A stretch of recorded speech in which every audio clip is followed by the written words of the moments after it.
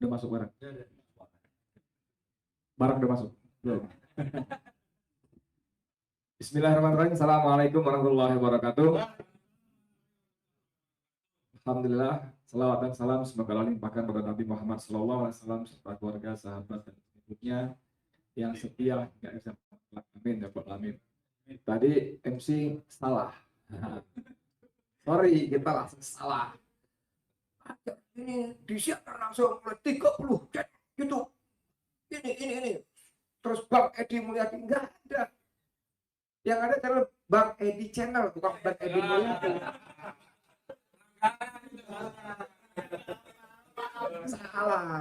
Salah pertama. Salah kedua, ketika dia menggelitik saya, kenapa berita soal yang begini dahsyat, pintu masuk penjajahan menurut Om Agung tadi, media mainstream kita tidak memberi porsi yang cukup. Saya mau tanya, media mainstream itu yang mana yang dimaksud? Kalau yang dimaksud media-media yang ada sekarang, itu bukan media mainstream, itu media konvensional. Televisi, koran, itu konvensional, bos. Tradisional. Media mainstream mana? Iya, kita ini. Kita ini. Penonton kita, menonton media sosial ya kita ini. YouTuber pejuang. Allah. Kalau televisi si ini, si itu media konvensional. Kenapa? Karena pemiliknya bagian dari oligarki juga. Terjawab, kenapa ini nggak muncul? Tadi dijelaskan begitu rupa, si Anu di belakangnya, si ini di belakangnya, si itu di belakangnya. Masa dia punya media membuka boroknya sendiri?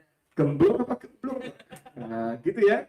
Jadi pertama saya mau kasih tahu yang betul Bang Edi Channel. Sorry ya.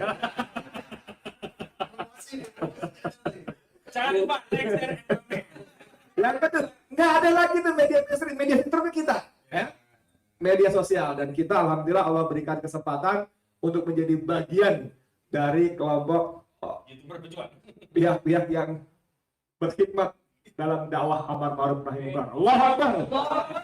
Iya, ini di tangan saya. Ini sebetulnya saya mesti terima kasih Pak Ahmad Wazinuddin. Dia kirim sama artikel dan di bawahnya itu banyak sekali referensi rujukan dengan link-linknya, dan salah satunya saya buka judulnya Ibu Kota Baru buat siapa? Mana kami nanya belum mana? Saking banyak soalnya yang ini ya. Dondot ya. Ini Bang, ya? iya ada dikasih sama dia. Ini nggak plate dia ini. Dikasih linknya ya. Ini disusun oleh 8 LSM. Nggak kaleng-kaleng, nggak sembarangan, nggak ecek-ecek. Ya, ini ada 8 LSM yang memang concern dengan hal seperti ini. Saya bacakan 8, saya sendiri bentuk terima kasih saya kepada mereka yang sudah bersusah payah ya. Bersihkan Indonesia ya. Ya, publikasi bersama oleh Forex Watch Indonesia. Oke. Jatam itu jaringan advokasi pertambangan, tambang. Jatam itu ada Jatam 2. Jatam ini yang nggak pakai ya embel-embel, berarti Jatam pusat barangkali. Kemudian Jatam Kaltim. Nah, kan. Lalu ada Pokja 30. Ada Pokja Pesisir dan Nelayan, ada Tren Alsia, ada Walhi, dan juga ada Walhi Kaltim. Jadi ini nggak sembarangan, dahsyat ini. Saya sempat baca, dahsyat sekali. Yang beliau cerita tadi, sebagian ada di sini. Karena ini lebih awal terbit, berarti yang beliau tadi kalau berada di sini berarti ini update yang terbaru, ya. Siapa Iksan tadi sama Agung. Nah, cuma sebelum masuk ke konten. Kita ini kan kemarin ribut kira-kira 1 bulan ini kan kita ribut boneka arwah, betul nggak? Ramai banget ya. Komentar sana sini. Lah kita 1 bulan boneka arwah ribut, 7 tahun boneka partai cicing wae. Boneka partai cicing wae.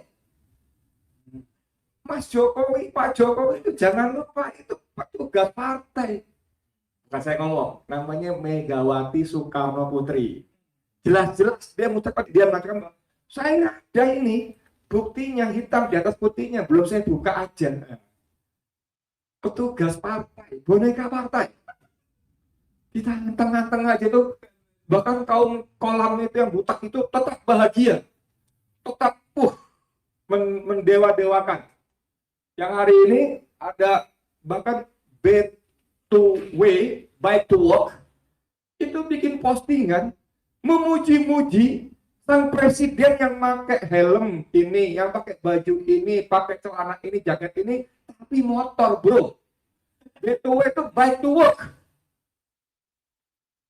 Bersepeda untuk kerja. Dan itu diposting di Instagramnya, di bawahnya orang maki-maki. Weh, admin, bike to work itu sepeda, tempat motor. Ya, jadi bagaimana semua itu terkooptasi gitu loh. Bayangkan sebuah komunitas bersepeda saja bisa terkooptasi memuja-muja sang boneka partai ini. Luar biasa. Berseliweran di sini-sini. Nah, masuk ke, saya hanya ingin bacakan sedikit eksekutif summary ya. Ya, siapa di balik orang-orang yang sangat diuntungkan ya, yang menjadi majikan dari si boneka ini tadi ya, para oligarki ya.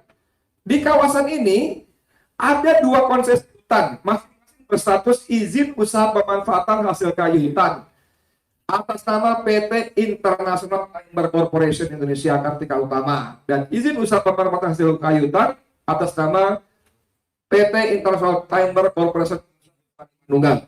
Oke? Ya.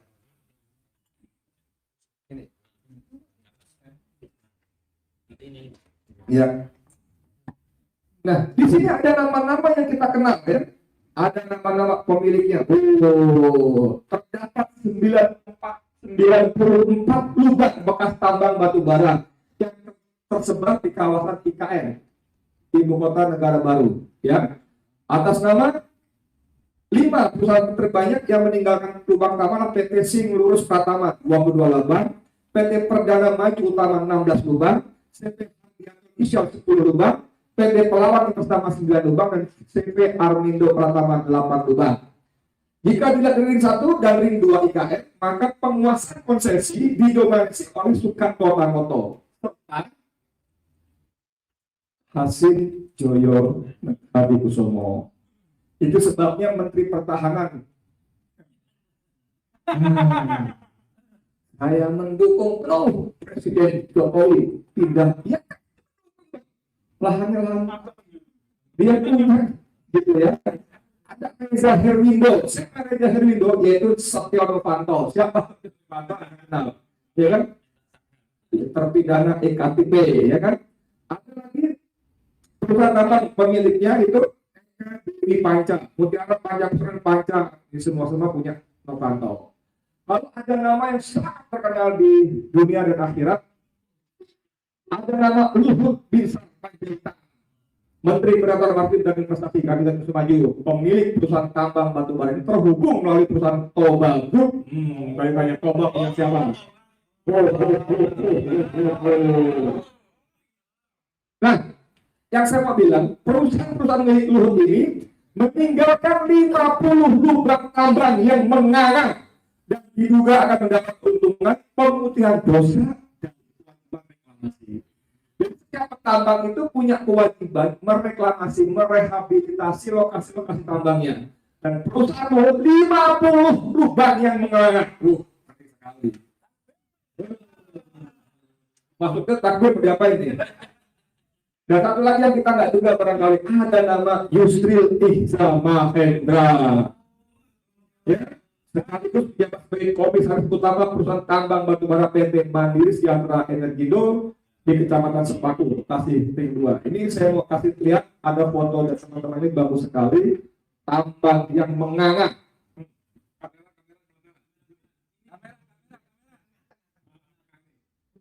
Ini salah satu contoh gambar lubang tambang menganga. Ya. Wih, sekali. Ini B3 di sini bahan beracun berbahaya. Ya. Bisa ribuan ini, ribuan hektar. Nah, saudara sekalian, ini terlalu banyak, sudah luar biasa dari sisi kepentingan oligarki, ekonomi segala macamnya ya. Nah, yang menarik adalah ketika tadi katanya Jokowi mengklaim bahwa warga sekitar mendukung penuh perpindahan ibu kota negara dari Jakarta menuju Penajam Pasar Utara, ya, di Kalimantan Timur. Ini ada berita dari VOA, Voice of America. Indonesia. Ini berita tanggal 27 Oktober tahun 2020.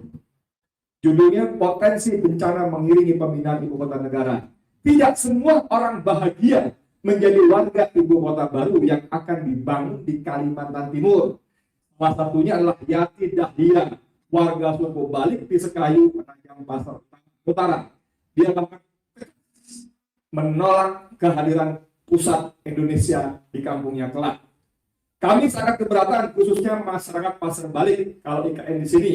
Pembangunan yang ada saya rasa nggak melibatkan masyarakat adat yang ada di sini. Bahkan pemuda-pemudinya kesusahan untuk mencari pekerjaan. Jadi ini manusia satu ini, petugas partai ini, boneka partai ini, boneka oligarki ini berkali-kali berbohong. Masih mending boneka apa ya? Mohon maaf ya. Itu salah akidah, tapi dalam segi akidah ya, boneka apa ini? Saya setuju kata Azam Khan tadi, masih mending karena apa? Karena boneka arwah itu walaupun dia menyangkut soal akidah musyrik, tapi ini individu personal. Personal. Yang musyrik, yang dosa, yang mudarat, yang bersangkutan, si A. Kalau boneka partai yang mendapat mudarat seluruh rakyat Indonesia 276 juta jiwa. Gila, satu kali. Sampai seperti itu, dia berkali-kali melakukan kebohongan. Kalau, nah ini nyerempet dikit, sorry banget nih ya. Kalau Habib Bahar bin Smith dijerat pasal 14 ayat 1 dan 2 Undang-Undang Nomor 1 tahun 46, ya. Karena disebut diduga melakukan kebohongan yang menyebarkan keonaran, manusia satu ini berkali-kali. Muslim Arabi menyebut ada 66 kebohongan. Iya. Tapi nggak laku, tidak mempan. 66 yang terbaru seperti ini. Berbohong terus. Luar biasa. Nah, saya mau langsung saja. Bagaimana menyangkut tadi kan soal ekonomi sudah lah ya. Sudah dibahas segala macam, siapa yang diuntungkan, segala macam, termasuk soal tambang. Kalau ini jadi dibeli, dibebaskan, walaupun pemerintah mengatakan itu milik negara, kapan waktu bisa dibebaskan? Meng aja lama ember gitu ya. Kalau lo ngomong sama tembok bisa, mana bisa? Cuan tadi. Ini soal cuan. Walaupun punya HGU nggak bisa merampas saja. Apalagi yang pertanyaan berat pertamanya adalah berani nggak merampas? Berani nggak, kecuali itu miliknya Pak Dullah. Kecuali itu miliknya Pok Minah yang punya 1.000-2.000 meter dengan sewenang-wenang. Kecuali itu milik rakyat, penduduk kampung yang sudah berturun-temurun dimiliki, dikuasai, tiba-tiba ada PT yang baru dibangun 3 bulan yang lalu, tiba-tiba jebret, ini punya gue, pergi loh. Dengan mengerahkan aparatnya, baik coklat maupun loreng. Gila, luar biasa ini. Nah, ini Bang, ini ya, tadi disebut anggarannya 466 triliun.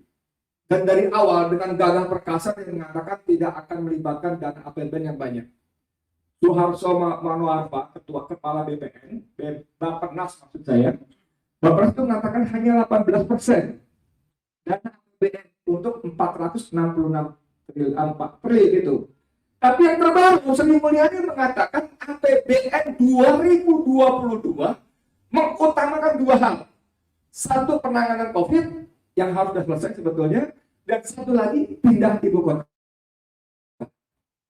Banyak seorang menteri keuangan yang dipuja-puji dunia, yang mendapatkan gelar bertubi-tubi menteri keuangan terbaik dalam macam-macam yang tidak ada manfaatnya buat rakyat Indonesia. Kenapa saya masih tahu? Kenapa dia mendapat gelar bertubi-tubi sebagai menteri keuangan terbaik? Karena dia menerbitkan surat utang terlampau mahal. Artinya apa? Dia memberikan keuntungan kepada para kreditor. Dibanding kita tuh punya sebagai negara pengutang itu ada Indonesia, ada Thailand, ada Vietnam, ada Kamboja, ya, Komisak ya. Dan keempat negara tadi semua itu ratingnya di bawah Indonesia. Seharusnya negara yang ratingnya di bawah Indonesia itu membayar bunga utang lebih mahal daripada kita. Tapi edarnya di tangan Menteri Keuangan terbalik dunia, ya, terbaik terbalik dunia, kita bisa membayar utang lebih mahal daripada 4 negara yang yang terbelakang tadi. Dan itu selisihnya mencapai 2% tahun yang dihitung oleh teman saya Gede Sandra. Itu angkanya lebih dari 400 triliun lebih bayar. Dasar bos. Gila bos, dan untuk itu dia diberi hadiah sebagai menteri terbaik. Bahkan ketika dia terjerat pusaran Senturi, dia diselamatkan langsung menjadi eksekutif Bank Dunia.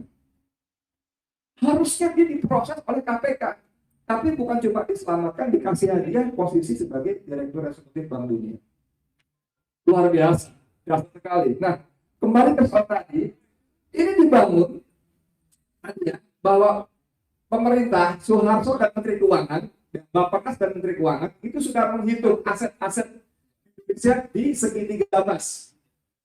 Sudah diidentifikasi, diinventarisasi mana aja bisa dijual. Jadi gedung-gedung pemerintah di Jakarta, di Kuningan, Sudirman, Tamrin itu dijual untuk membiayai perpindahan di ibu kota baru. Dan duitnya kurang, lalu tadi ada yang nyebut tadi, nanti pemerintah kita, kantor-kantor, kementerian dan lembaga itu akan nyewa. Anda bisa memahami nggak?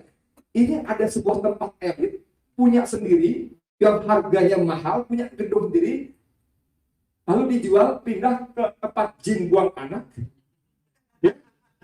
Lalu nyewa. Nyewa bro, bukan orang kaya, orang goblok. Kalau saya bilang goblok, nggak enak ya. Saya nggak ngomong goblok ya, nggak ngomong goblok saya ngomong goblok.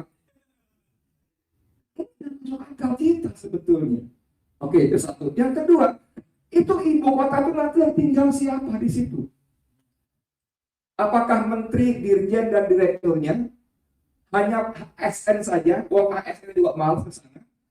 Atau kalau ada rakyat tinggal di sana, itu 182.000 hektar. Lalu kalau rakyat tinggal di sana, siapa yang membangun perumahannya?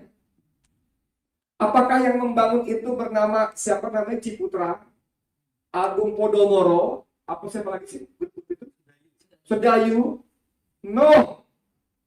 Orang-orang itu orang-orang bisnis. Kalau buat bangun perumahan, mereka akan bertanya yang utama, siapa yang beli? Pasarnya siapa? Kalau pasarnya kuntilanak, genderuwo, apa yang bangun di sana? Enggak ada. Nih, sampai tinggal di mana kok mana? Tinggal di mana? Di mana Jakartanya? Mana? Dia tinggal Gunung Sari, pindah ke Kalimantan Pengajian untuk beli rumah di sini. Mau menjadi warga ibu kota baru, mana mau? Enggak ada yang mau. Jadi, ini pertanyaannya coba satu yang ngebangun perumahan siapa? Enggak mungkin pengembang-pengembang itu. Jadi ngebangun adalah pengembang-pengembang asing dari Purwokerto. Dari mana? Banyumas. Dari Cina, bos. Pengembang-pengembang Cina yang membangun di sana. Mereka nggak masalah rugi kosong nggak masalah karena pasti ada penduduk yang dikirim ke sana. Siapa? Warga Indonesia tinggal di sana. Masa tinggal dia nggak ngerti sih? Masa Menteri Pertahanan nggak begini tidak ngerti sih pertahanan Menteri Pertahanan jenderal tingkat 3. Mereka yang menjadi kayak pengeong nggak ngerti begini aja. Ini bicara soal kedaulatan negara bos. Gila. Gebloknya kelewatan gitu loh. Mereka tinggal semua. Dibutuhkan tinggal kasih siap. Selesai nih kita Indonesia. Lalu kalau ada masalah-masalah kita nggak cocok dengan DPR, dengan undang-undang, kita mau dari Gunung Sari mau demonstrasi ke sana. Halo? Coba pikirin. Mau tuh dari Menteng atas no. Si Basit ngajak no dari itu. Kita demo ini kita mau menentang RUU ini. Datang ke sana. Ke sana ke DPR ke sana. Ini coba. Ini coba kalau dipikirin. Masa sampai segitunya sih kalian cari uang? Kalian menggadaikan kedaulatan, bro. Nggak peduli soal seperti ini. Seorang Menteri Pertahanan, halo Prabowo. Aku bilang bahwa kamu bilang suara saya. Menteri Pertahanan ke Menteri Pertahanan. Jangan karena ada yang punya alasan di sana.